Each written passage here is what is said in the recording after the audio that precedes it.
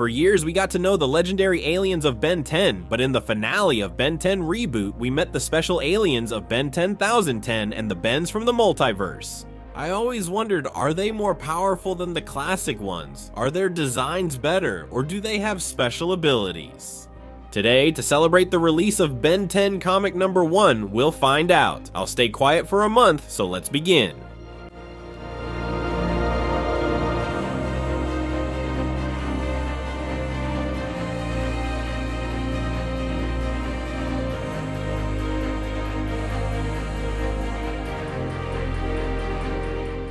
The first alien to be compared will be Heatblast, who, as we all know, was the first alien ever used in all of Ben 10. Many of you had mentioned the animation comparison in the last video, and that was a point that was more than obvious. The only animation that can compete with the original is the one seen in the crossover. No, not in that one, it's in this one, but that's a topic for another video. Today, we can actually use it with the aliens, as many share similarities. For the fire ones, they seem identical at first glance. But if we analyze it closely, we can see the great quality that the original Heatblast has. Seeing how the magma flows throughout its body gives the original the first point, since the Reboot doesn't have this feature. In terms of power, the Reboot Heatblast had spectacular moments against Alien X, but breaking rocks with its power has been seen since almost the beginning of the series. In the original, we can see a very similar scene, which unfortunately doesn't work since his opponent is made of the water element. Here the powers are evenly matched, so I declare a tie, giving 1 point to each. When it comes to abilities, the original series Heatblast can really do it all. The Ben from the original knows how to handle Heatblast almost perfectly. He already has the ability to fly and use his features to enhance his attacks. That's something the Reboot honestly didn't give us, so the last point goes to the original, giving it the victory.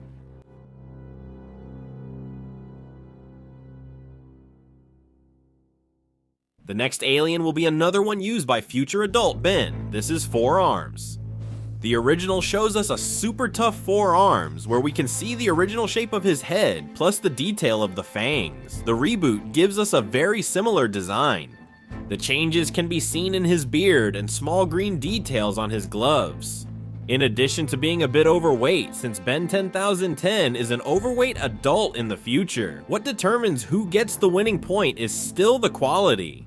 The original gave us these amazing details of 4 arms, which could easily be wallpapers. Without a doubt, a point for the original. When it comes to powers, 4 Arms from the Reboot had the chance to go back in time and fight against the Vapor Smile version and his Gloctopulus. I have to say that he completely destroyed him, although this is a recurring and easy enemy in the Reboot. In the original, he faced Dr. Animo, where here he is a formidable villain, managing to get a draw out of him, then he was defeated. Destroyed by Vilgax, who, as we mentioned in the previous segment, had hacks to defeat Ben's aliens. A pretty tough point, where I don't want to discredit anyone, so I'm gonna give a point to each one. In terms of abilities, both aliens believe in brute force, but strength goes hand in hand with intelligence. The reaction ability in the Reboot allowed us to see this alien holding the tentacles of the Gloctopulus, spinning quickly to finish it off with a powerful blow. The original gives us something that maybe we couldn't notice at first glance, but when Vilgax jumps into the void along with the Bens, he reacts quickly to spin in the air, avoiding Vilgax's grasp, getting on top of him and using him as a cushion to avoid the big fall. A wonderful move that gives the point and victory to the original.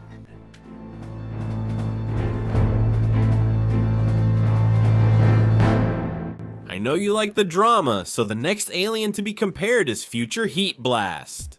Here the Reboot introduces us to Heatblast 10,010, an alien whose design is extremely epic. Compared to the original design, there's just a small barrier that separates them. In Ben 10,000, we saw a Heatblast that I didn't think was well represented. The design tries to be realistic, which makes the flames on his head look very spread out, making it hard to see his face. Here I was, going to give the point to the Reboot, since the design of Heatblast 10,010 has well-defined lines that make the flames stand out, giving it a firmer look. But just for this occasion, I'll use one more episode for an alien, since I remembered that in Ken 10, we got to see Heatblast 10,000 again. And here, wow, this design is perfect. It has the combination of colors between the heat it emits and the flames that surround it. The flames are so well done that they seem to come from within, and that's not even mentioning his fist. After performing an attack, it gives off a little steam. In short, this is a big plus for the original. When it comes to powers, let me tell you that Heatblast 10,010 had a stellar performance. He fought against an entire legion of Surge and completely destroyed them. Still unsatisfied, he unleashed one of the most powerful attacks I've seen in Ben 10 aided by Diamond Head. He powered up Diamond Head's Chrysalis, generating an attack that was able to defeat the giant Surge. In the original, Heatblast faced a Vilgax who tore him to pieces. It's worth mentioning that this villain, with the help of Dr. Animo, knew how to fight against the aliens of Ben 10,000. Then he had a small fight against the Thing, where he was able to neutralize his attack.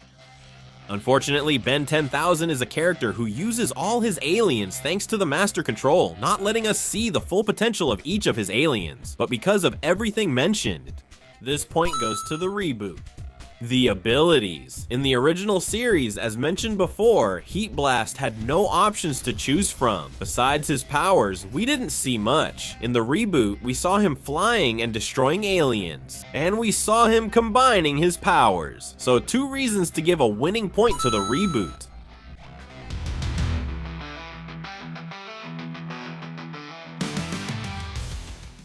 Today we start with an alien that caused a lot of controversy in Latin America, since we had always known this alien as Bokchok. But in the special, he was called Batory. Batory, seriously, this thing. Staying on that topic, the reboot presents us with a design very faithful to the original. Here, the small details make the difference. In the original, the first time we saw Bokchok, he emitted his characteristic electric power. Look at this, man. The energy surge shows up on his head. Then it shows up in his eyes and moves to his hands. Here, the energy flows very naturally, unlike in the reboot, where his attacks become somewhat simple at the moment when he sacrifices himself. When he sacrifices himself for Kevin, we get some really good animation, which is emitted throughout his whole body. It's nice, but it's not enough. This point goes to the original.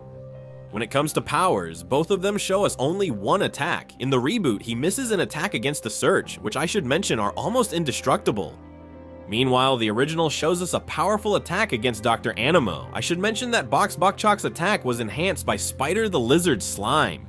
But Dr. Animo walked several meters and got free, and still received a very powerful attack, so this point goes to the original.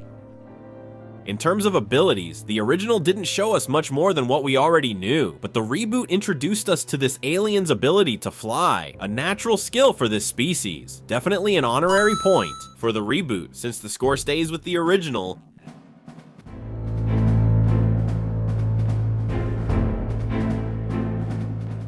Piedra is up next, and to start, his design is quite faithful to the original. Sometimes it's literally the same. Those little details of spots on Piedra show up in the reboot. It was very noticeable that some scenes are well represented, but where you can see a change that for me is really valuable is in how the powers are animated. The reboot presents us with a very colorful animation that represents Stone's power quite well. These psychedelic colors look like a deadly rainbow attack. In Alien Force, let me tell you, this is a masterpiece of an attack. It's so well represented that it creates a small distortion in the environment, which then fades away very subtly. One of my favorite attacks. Big points for Alien Force. Let me take this chance to ask you, what's your favorite attack from an alien, and in which episode did you see it? I'll save the best comments for the cold month's top picks, so please include it with the hashtag #GeoAlienPower. So it'll be easier for me to find. Continuing with the comparison of powers, Stone is almost indestructible. He has the ability to absorb energy and can reverse it. No, not like that. In the reboot, he had a pretty interesting performance. With some attacks, he was able to take the lead. In Alien Force, he fought against Dinero. In his Techodon suit, he held back a lot because he didn't want to hurt his friend, who was actually his bully.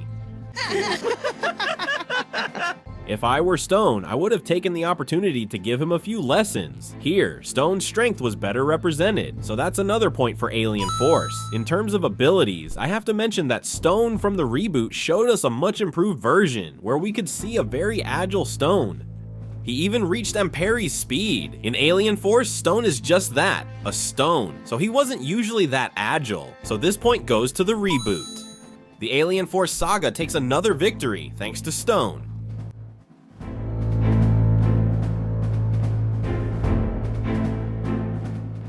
Finally, Big Chill enters the comparison, where we can be thankful that he has the same design. The Reboot knew how to take care of even the smallest details, like the appearance of the broken wings, and even the colors on the outer part of the wings. Trying to find a winner, the animation of his attacks, I can say without a doubt that they were up to the task.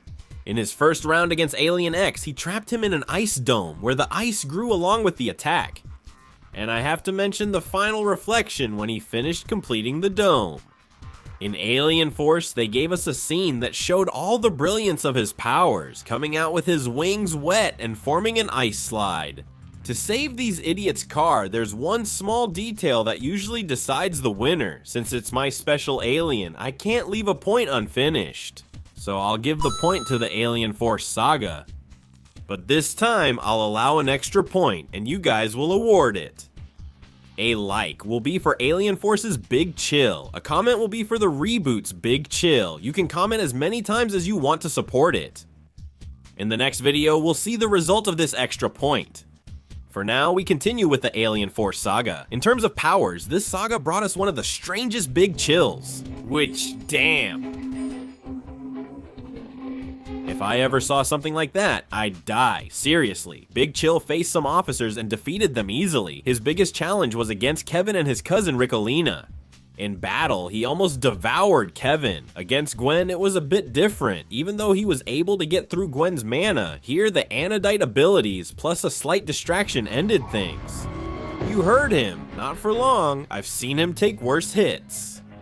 Still, I should mention that Big Chill acted that way because he was helping his future children. In the Reboot, Big Chill had a more than stellar performance, managing to fight against Alien X on 2 occasions. The first time, he managed to stop him for a few moments, then took a hit and lost.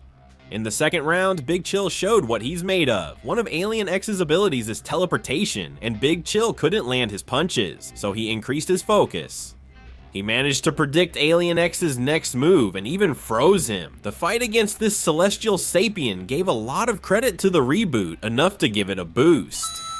The abilities in both sagas were very good. The Reboot only had one, precision. But on the other hand, the original showed us many abilities we didn't know Big Chill had, including the power to eat such large metals. Besides being able to withstand metals in their liquid state, the way he used water to create a slide, the precision of his attacks, and the ability to escape from mana. In conclusion, a very clear point for Big Chill and the Alien Force saga, which makes it the winner for now. We still have to wait for the results, because if the Reboot wins, it would end in a tie. Future Big Chill informs you that thanks to you, this point was given to the original, so it's more than proven that the original aliens are much better than the specials from the Reboot.